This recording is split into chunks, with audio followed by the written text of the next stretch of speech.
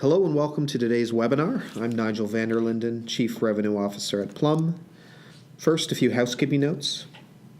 This is the third installment of our Plum Jam Session Series, a webinar by talent management experts that equips talent management extraordinaires and enthusiasts like yourselves to hire, grow, and retain top talent.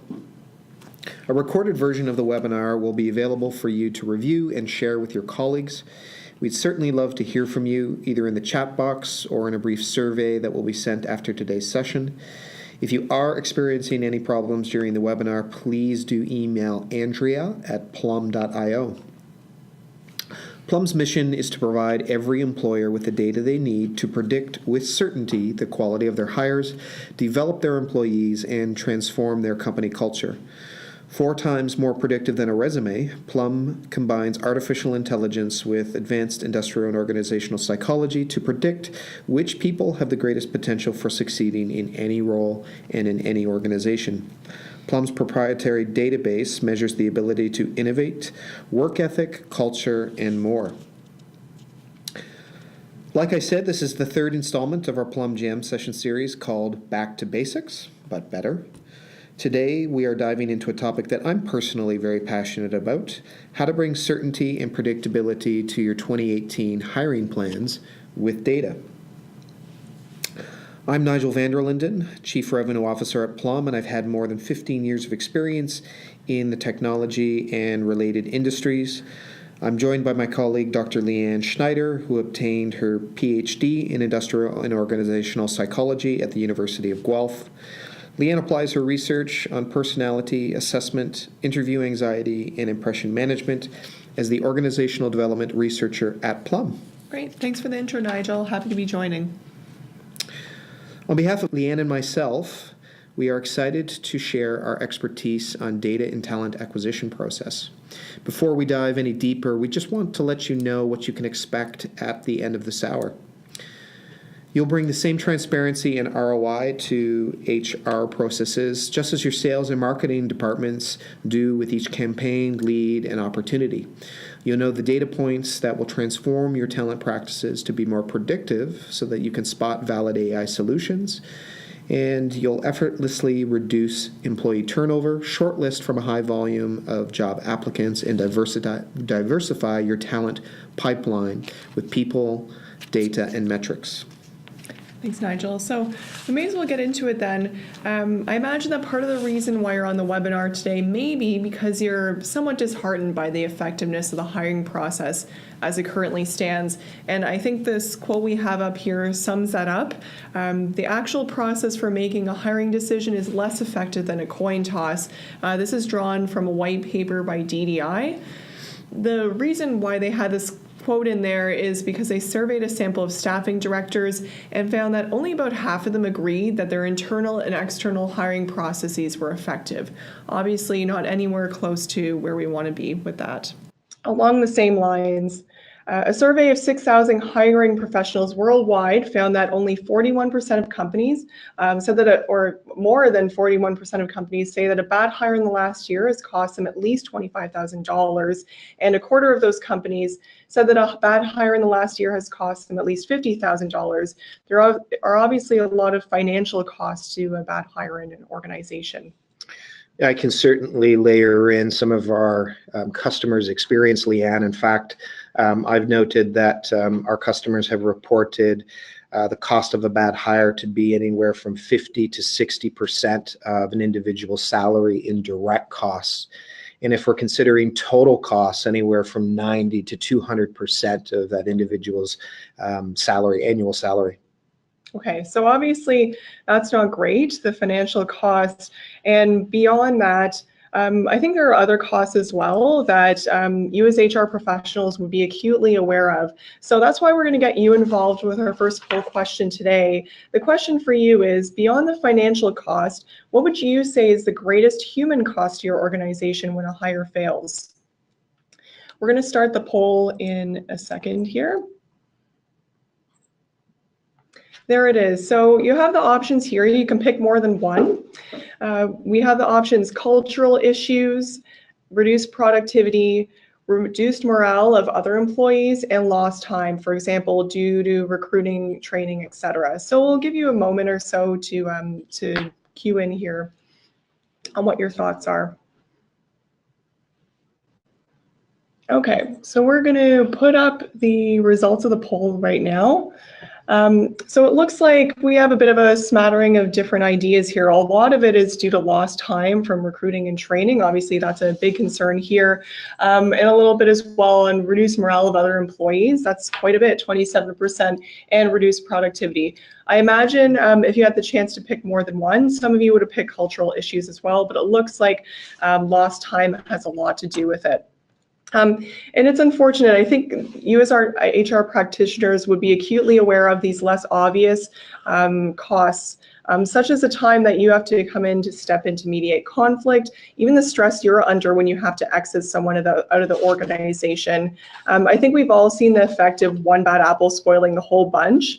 The costs can be far-reaching beyond just financial costs. So if a failed hire is such a problem, why not get proactive to deal with it?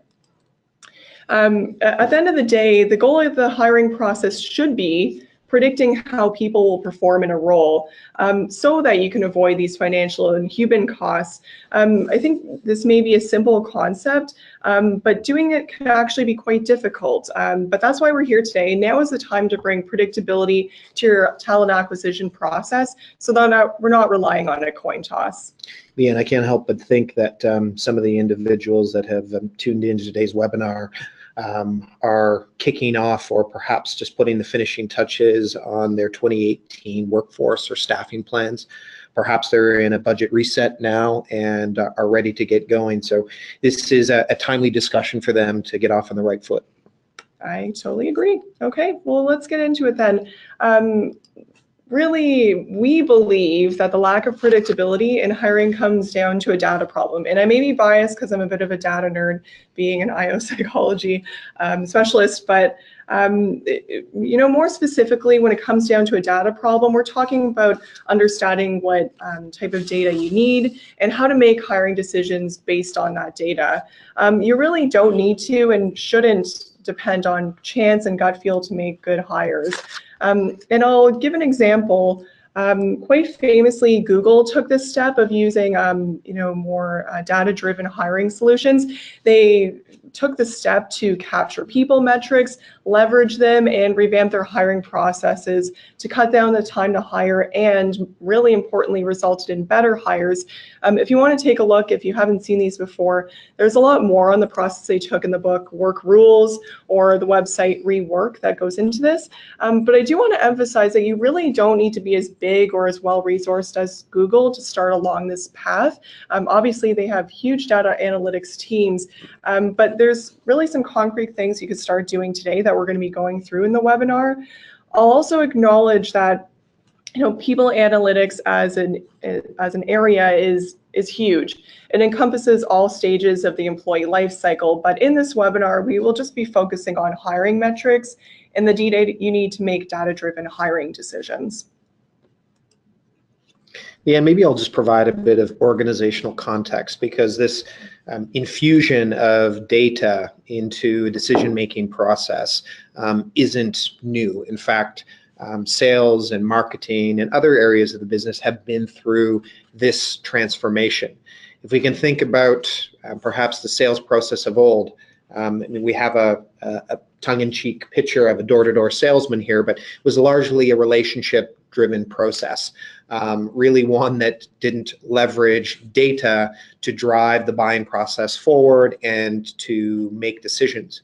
But it's been through, in part, the advent of the SaaS-based business and enabling technologies such as CRM and marketing automation software that every step in the sales process or marketing process can be data rich. In other words, data can be gleaned from that process, but as well, data can inform that process. And really now it's HR's turn or HR's time. Again, through enabling technologies such as Plum or the modern day ATS, data can inform the decisions that are made throughout the talent acquisition process, such that we can optimize for quality of hire as well as for speed and efficiency of that process. The advantages of optimizing for predictability may be obvious, but I think it's worth reciting, or if it's worth covering here. By optimizing for predictability, it could certainly lead your organization to hire more top performers. Now, why is this important? Well, top performers as a group disproportionately contribute to the success of a business. In fact, research has shown that top performers produce 80% of an organization's output. So it's extremely valuable, or they're an extremely valuable group, and quite rightly, you want more of them. Optimizing for predictability also mitigates risk, and this is really around the cost of a failed hire or a bad hire, which we discussed moments earlier. And then finally, transforming the HR process to be less subjective and biased.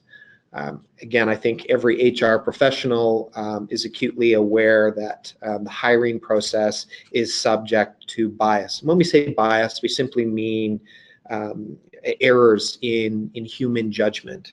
And so by leveraging data in that process, you have the opportunity to mute or remove that bias that ultimately distorts your judgment or distorts your decisions and can lead to a bad hire. So let's get into some practical steps on what you can do to make more data-driven hiring decisions.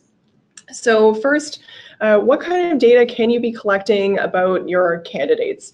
I think we can see on the left side here different data points that you're used to collecting, number of years of experience, level of education attained. These are the things that are just normally collected through a resume screen that would normally happen. And of course, subjective impressions. So your impression, or maybe the hiring manager's impression of whether or not the person will fit with the culture of the organization or will be a good fit within a certain team. Leann, I'm reminded of an example that's perhaps quite pervasive in the tech industry, which is the comment, I'd like to have a beer with that individual. Mm-hmm. I'd like to have a coffee with that individual. Yeah, exactly. Kind of the beer test. And although, certainly it increases our comfort with hiring someone when that happens, at the end of the day, it's not the type of objective measure we want to be using to making hiring decisions that actually tells us whether or not they will perform. On the right side here, these are the type of characteristics I suggest you should be measuring. All of these are backed up by years of research. And a lot of these are maybe ones you want to be collecting or assessing, but just haven't been able to convince others to do so. So for example, competency ratings. So, whether a candidate is good or not at teamwork skills or communication skills or adaptability, measured during a structured interview or perhaps in a psychometric assessment. I have here cognitive ability. Cognitive ability is the #1 predictor of whether or not someone will be successful on the job. So I always include that in the type of characteristics I would suggest you measure during the hiring process. Getting into job-specific skills. So for example, if you're hiring a software developer, whether or not they can code, leveraging solutions out there that measure their coding ability. And finally, personality. So there are certain personality traits like conscientiousness, for example, that I would suggest you measure during the hiring process, especially if you think it's related to the specific job that person is applying for. Leann, I'm reminded of, I think, a timely quote or an appropriate quote from the Work Rules book that you mm-hmm. referenced, and in it, the author, who's the ex-VP of People and Culture at Google, specifically states that the goal of the hiring process at Google was to predict how a candidate would perform when in the role. And he goes on to say they do that by following what the science says. Mm-hmm. Absolutely. And as a scientist, I'm a little biased toward that too. So yeah, I agree with Laszlo Bock in that book for sure.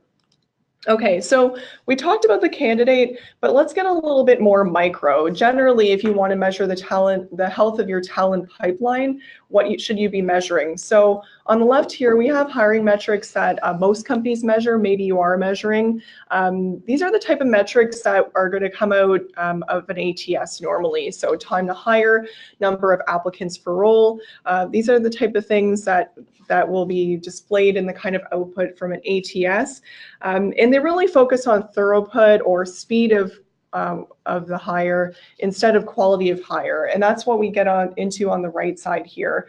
So these are the type of hiring metrics that are a little longer term, but I suggest actually tell you more about what you want to know, whether or not the person is a good fit. So for example, turnover, what your turnover rate is, and I think most importantly, job performance. You know, at the end of the day, like we said before, the goal of the hiring process is to predict how someone will perform in a role. And I don't want to simplify this. I know that collecting job performance data can actually be quite tough. I know some organizations are completely removing performance reviews in favor of in-the-moment coaching discussions, or sometimes job performance ratings can seem more like a popularity contest, or sometimes ratings aren't even collected at all because there's pushback from hiring managers not wanting to do this. But I will say that being able to collect job performance or some sort of outcome data brings you closer to predictability to your hiring process. And I'll show here why that is the case. So basically, when you collect really good data during the hiring process and you collect that outcome data, you can kind of have a bit of a feedback loop here where you say, okay, we collected good cognitive ability or personality data. How does that relate to how we think that they're going to be in terms of team working or communication skills? How does that relate to their job specific skills? And then when they're actually in the role, can we make a relation there between what they did during the hiring phase and their job performance and turnover? Literally computing correlations, if you're familiar with that term, or a relationship between what you collected during the hiring phase and later on in the job. So you can make that relation and perhaps make some changes along the way if you notice the relationship isn't there that you were hoping for. Okay, so let's say you're doing that and you want to collect the data that we outline here, or you already are. There's maybe some considerations to keep in mind when we're doing that. And the first one would be that we have the responsibility to do this well, to build these data sets for AI. And I'll let Nigel take that over from here. Yeah, there are three considerations you need to make before planning out the data you'll collect in your 2018 hiring plan. Of course, and first, AI is here, so you need to prepare. I think now is perhaps a great time to launch into a poll. So we'll get that up momentarily, but the question we're asking our audience is, do you use any of the following AI solutions in your talent acquisition process? So the options are chatbot, keyword matching, video interview screening, other, or we don't use any AI. Okay, answers are rolling in. We'll wrap this up momentarily. Okay, why don't we call it there and we'll display results. A pretty even split, and in fact, an even split between we don't use any artificial intelligence to video interview screening. I can certainly comment that I've seen quite a few video interviewing screening solutions proliferating across our partner landscape and customer landscape. Keyword matching and other in a dead heat at 23, along with chatbot at 23%. Very interesting. So if you were part of the group that indeed are using artificial intelligence in your hiring process, well, congratulations. You're part of those 33% of companies that are using AI at some point in their talent acquisition process. I think it's important to understand how you're using AI, and in fact, if your AI solution is optimizing for efficiency or predictability.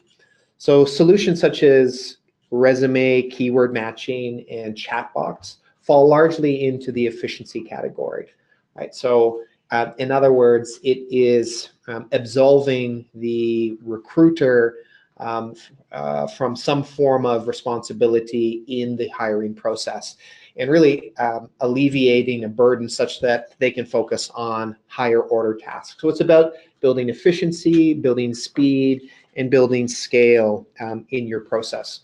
On the right-hand side of this slide are a selection of solutions that really optimize for predictability. So psychometric assessments, of which Plum is one, and what Leann had already talked about previously in the presentation. And then job sample assessments. I think of examples like HackerRank, for which coders or developers can upload samples of their code. They can complete coding challenges, and through that solution or through that platform, you can evaluate the quality of someone's code. So again, important differentiation between the two. There are some solutions that are optimized for one versus the other. You need to make sure that when they make claims of improved efficiency or improved predictability, that there's evidence of this. So I will, before I get into this point, I'm going to mention that we're getting some questions coming in. We're going to have a Q&A session at the end, so we'll hold the questions till then and then get to them at that point. Okay, so you talked about the first data consideration, optimizing for AI. I think the second one goes in a bit of a different direction, that we have the opportunity to foster diversity through the use of data. I think all of us would agree that when we rely on gut feel, often we run into the problem of bias. So like we talked about before, Nigel, the beer test, when you make a hiring decision based on whether or not you'd like to have a beer with the person, unconsciously or not, this leads you to hiring people like you. But if we have the right people data, we can move away from this biased decision making. It removes the tendency to hire unconsciously based on names or demographics, but actually based on data that will tell us if someone will perform well, such as cognitive ability, personality, for example. And then that, along the line leads us to recruiting a diverse talent pool. I would also say too that, okay, so you get a diverse group of people in the door, but then what do you do after that? And I've talked with a number of people and organizations who are responsible for diversity and inclusion initiatives, and they've commented that one of their fears is that, great, they get a diverse group of people in the door, but what if they leave because they don't feel included, especially if, this is a new initiative to get more diverse people in the door. The first round of people that are doing this, if they're not in an inclusive organization, they're just going to leave. But I actually feel like data can be used to help create that more inclusive culture. We can be on the lookout for diversity and actually design for inclusivity. Can we select for people who are more likely to embrace diversity and who will contribute to an inclusive organization? I would argue that we actually can. So if we, not just focus on hiring for arbitrary demographic quotas, but think holistically and hire candidates who will contribute positively to a culture of inclusion, I think you can do that. So more specifically, hiring people who are open-minded, open to new experiences, hiring people who are compassionate. Those are some personality traits that I know in Plum's research we have found actually relate to whether or not someone is more likely to embrace diversity and be inclusive. Hiring isn't a one-night stand is our third data consideration, and perhaps a more salacious way of saying that hiring shouldn't be transactional. What's often the case is hiring is approached as a current need, a need at one point in time, where you evaluate, assess candidates, you make a selection, you hire, and then the process is done. What we encourage our customers to do is collect data on a candidate that's not only useful for today or today's requirements, but for requirements in the future. Build your data with the whole talent life cycle in mind, both talent acquisition and talent management, instead of transactionally. This means you need an end-to-end model. Well, why is this the case? Well, let's think about what we're up against. 85% of the jobs that will exist in 2030 have not yet been invented. Why is that? Well, we need to prepare for the future of work. We need to become more future-oriented in our hiring. So this stat refers to the fact that there are a number of disruptions underway. Most of us have heard it in the form of artificial intelligence and automation, which are going to change many of our jobs and in some cases make them obsolete, but also open up a whole new plethora of jobs that perhaps we haven't considered yet. If we know all the data demonstrating and showing the capabilities of our candidates and employees, we can leverage that data now and in the future to move people into new roles and to evaluate them for the new requirements or the requirements of the new workforce. You're effectively hiring people. You're hiring people now for roles of a certain requirement, but you want to be capturing data that can be useful to requirements well into the future. There's a quote here from Dave McKay, currently the president and CEO of Royal Bank in Canada, and Dave effectively states that critical thinking and creativity, communication and collaboration, these will be the standout skills in the age of advanced technology. So what Dave is really communicating here is that education and experience aren't going to be what determines who is successful when the future roles or the future workforce arise because of automation, AI, or other disruptions. It's really these talents, these critical capabilities like critical thinking, creativity, communication, and collaboration that are going to be important. Just incidentally, I should say Royal Bank is doing some excellent work in this area.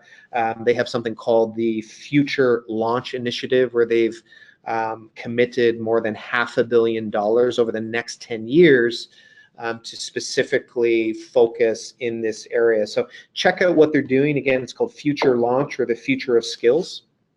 I think it'd be helpful for everyone on the call. We want to encourage you to leverage data that is collected during the hiring phase and later in the employee life cycle to move people from perhaps jobs that are sunsetting to new ones. And in order to do that, you need to know their potential. Again, there's lots of great resources out there to begin to invest time and energy in understanding your future landscape. As I've highlighted, RBC is one company that is publishing this information. I also encourage you to check out World Economic Forum or OECD. Many of the big five consulting companies are publishing lots of information on this. McKinsey, PwC, and Deloitte. There's lots of resources out there to help you in this effort. So to quickly recap, there's 3 data considerations as you are beginning to either form or execute on your 2018 hiring plan. The first is build data sets for artificial intelligence. The second is fostering diversity. And the third is hiring for the future of work. These are the 3 considerations and attributes of a good data model. So I guess the next step is, how do you structure your hiring and talent process to support predictability? How do you level it up to get it right in 2018? So the answer is to use valid selection tools where there is high predictability. And I'll take a moment to define what validity means. I promise it'll be quick and mostly painless, but the type of validity we're talking about here is predictive validity.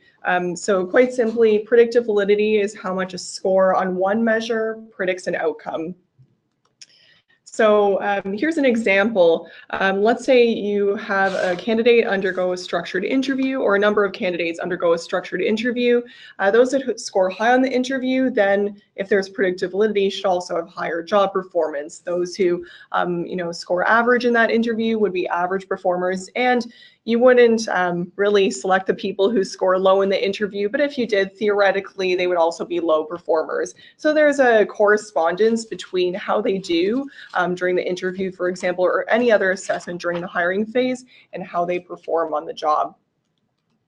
And really this line of thinking has grown from the area of industrial organizational or IO psychology, the study of psychology in the workplace. So what we do, I'm one of them, is we apply psychological concepts to how we work. Over 50 plus years, researchers in this field have accumulated evidence to demonstrate which tools are good predictors of performance, which ones are bad predictors of performance, but really at the end of the day, which ones have that predictive validity that I was talking about. And the work started in World War II, actually, when lives were literally on the line. Back in that time, scientists needed to develop selection methods that they knew would work because they had to select officers, pilots, even spies, and place them into roles that were the best fit for their skills and would keep people alive. And although this field came from such a horrible instance, a lot of what we do today in organizations when it comes to predicting whether or not someone will be a good hire was birthed from this area. So I think what we're just kind of leading up to or getting into is that, the best way to collect and leverage data, the best way to increase the predictability of your hiring process and to ensure that predictive validity I was talking about is with the use of valid assessment tools rooted in the principles of IO psychology. My colleagues in the field have found that the combination of cognitive and personality traits and a combination of different competencies has the potential to be way more predictive of job performance than education or experience alone. It really is worth spending some time on what would be considered a valid and invalid assessment so we can get to that place. So that's what we'll talk about. So Leann, a lot of our customers, previous to using Plum, employed methods like the Myers-Briggs and DISC, but what exactly differentiates a valid assessment from an invalid one? Okay, so I will take a moment to talk about Myers-Briggs or MBTI and DISC. So the reason why I would say that that's an invalid selection method is because there is actually no evidence to show that they are predictive at all of how successful someone will be on the job. And actually, here we have a quote from Myers-Briggs.org itself. They even say on their own website that it's unethical and in many cases illegal to require job applicants to take the MBTI if the results are to be used to screen out applicants. So if they say that themselves, obviously it shouldn't be used in a hiring context. But I don't want to just throw the MBTI under the bus. I'm just using it as an example of an assessment tool that really just has no evidence for its validity for predicting job performance. There are other ones out there too. I think that's just a really common example.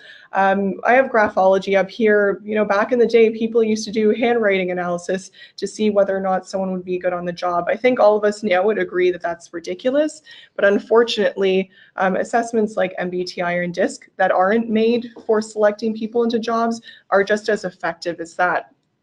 So this is in contrast here to on the right side, we have some valid selection methods. I keep saying cognitive ability. Again, it's the number one predictor of whether or not someone will be a good performer on the job.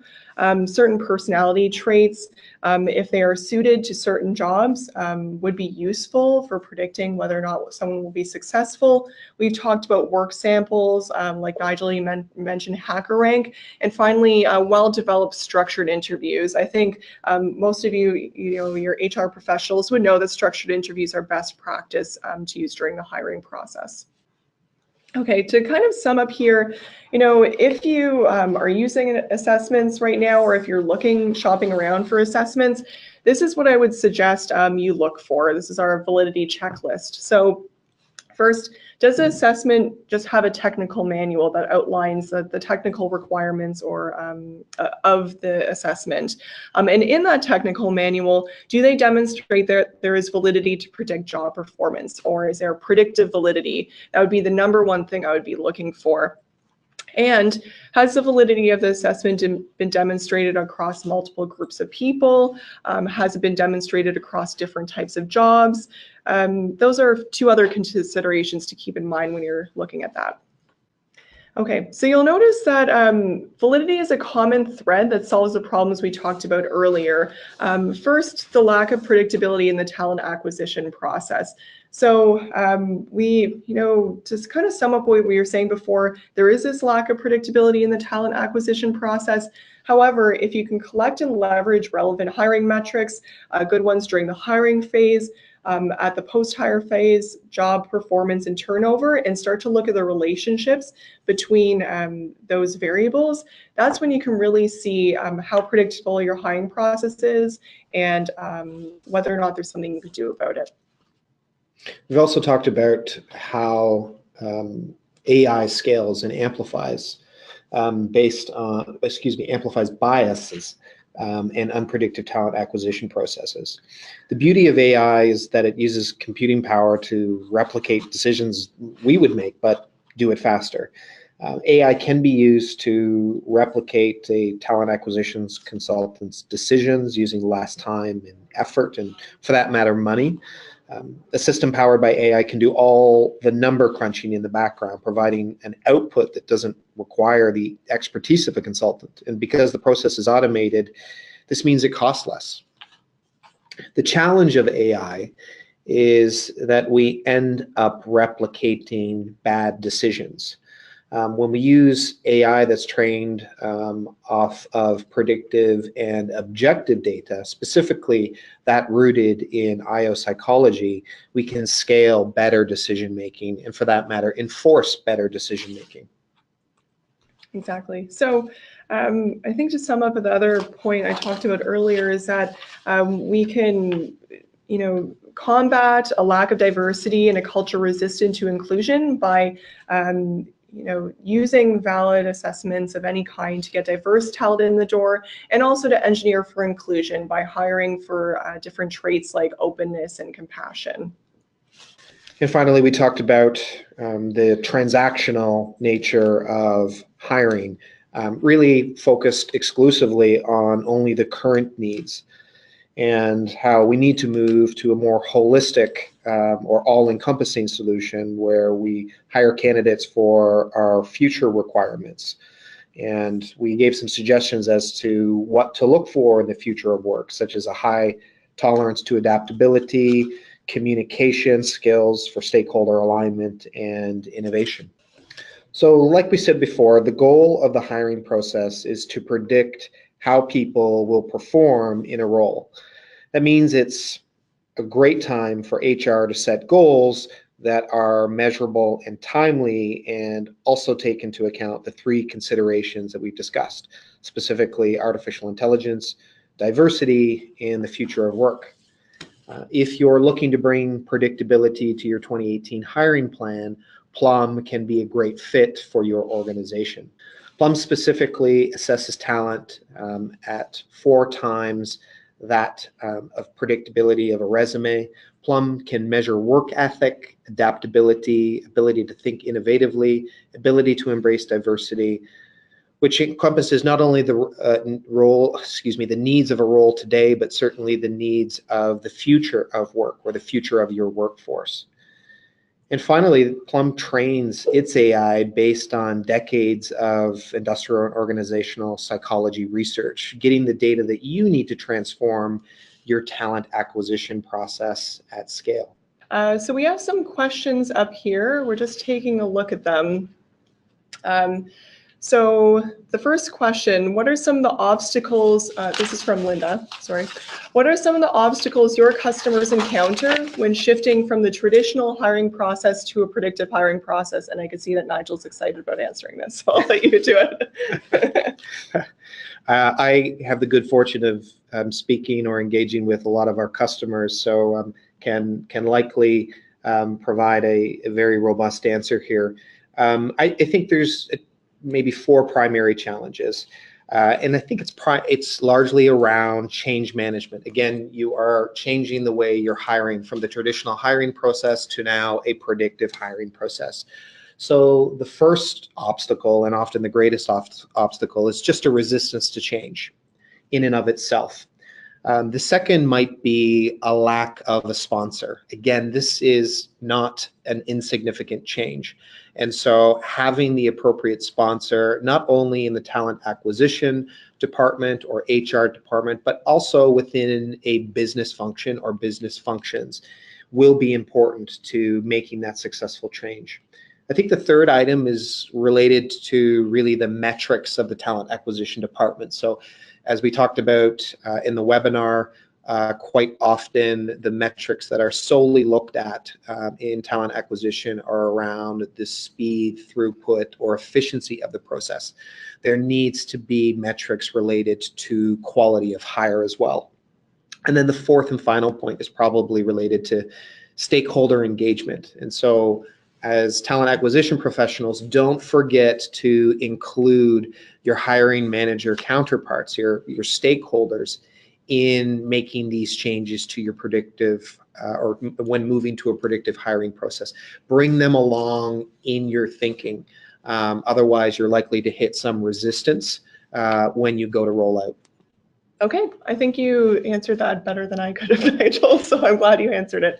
What I'm going to do is go to the next question. So this is from Jerry or Gary, I'm not sure, but how do you account for a healthy turnover ratio? And that's a really good question. I spoke earlier about different outcome measures you can be looking for, such as turnover and job performance. And I think what you're getting at is that, yeah, at some point there does need to be some turnover. If you have zero turnover, it's actually maybe a bit unhealthy because, you know, no one's moving on to new opportunities. You may not have that development approach, or maybe you're keeping people in the organization that really should be moving on. I think what you've highlighted here is that turnover is actually a bit of an imperfect outcome measure, and that you need to dive deeper into the reasons for the turnover. Exit interviews are obviously great for this.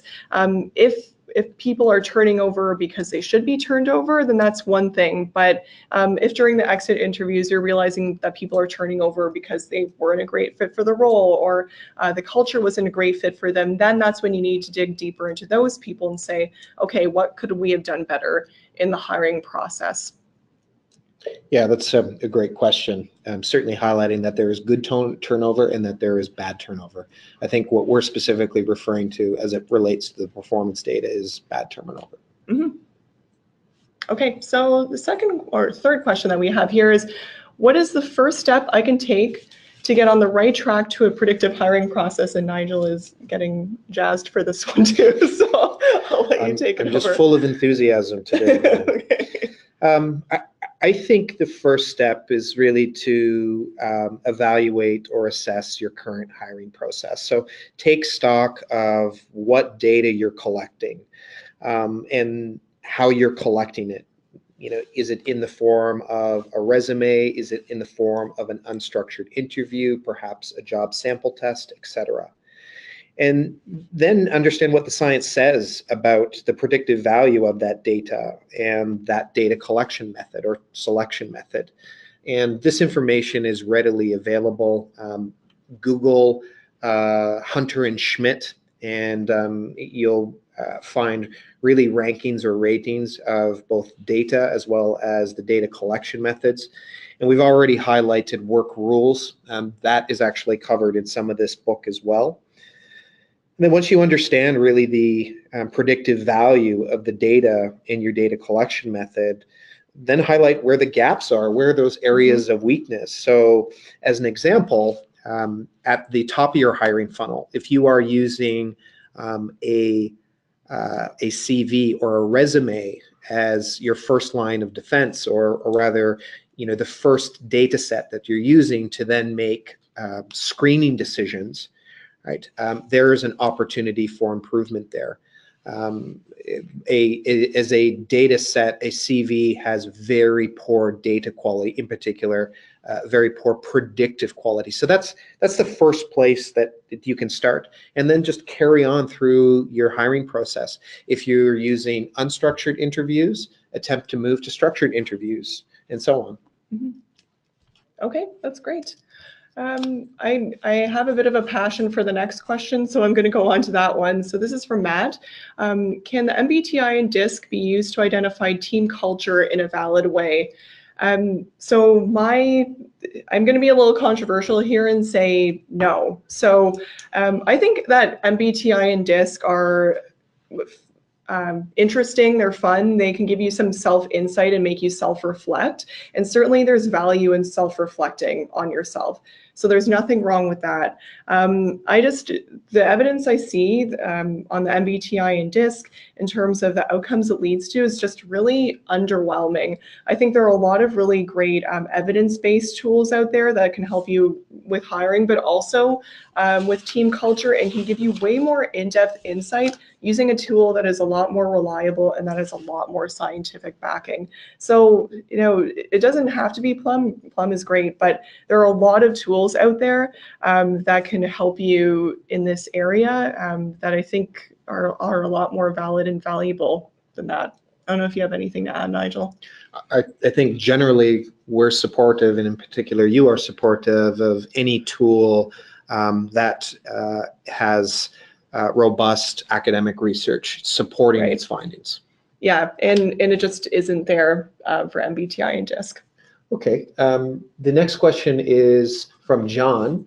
How can I convince hiring managers to use a more data-driven hiring process? Leann, did you want to take that one? Yeah, I could take that one. So I think, so I've worked with a number of organizations, a number of groups where, from top down, there's the idea, okay, we need to use more data-driven processes. We need to structure our hiring better. What are we going to do? And I found that what helped to get hiring managers on boards was to involve them in the process. So can you get the hiring managers involved, or even individual contributors involved in developing the competency model that you're going to use? Get them involved in the focus groups, or get them involved in the survey that defines that job model. And if they're involved, then they're bought in and they recognize where that job model is coming from and why we're using a certain set of selection criteria. At the end of the day, people want to use something that they're personally invested in. So that's what I would suggest. Okay. Okay, that concludes all of our questions, and we'll move to wrap up. Just a brief summary. We're encouraging you to leverage turnover and performance metrics to measure the quality of your hires, not just the time to hire. To know the soft skills that will be in demand in your industry in a future of automation, and invest in attracting that talent now. Use our validity checklist to identify which assessments predict on-the-job success. Invest in AI and in artificial intelligence solutions that are optimized for predictability, not just efficiency. And to foster inclusion and prepare for the future of work by hiring for competencies like work ethic, adaptability, communication, and openness to diversity. That concludes our webinar today. We hope it made hiring metrics a little less daunting, and that it provided you with the insight to bring a greater level of predictability to your hiring plan for 2018.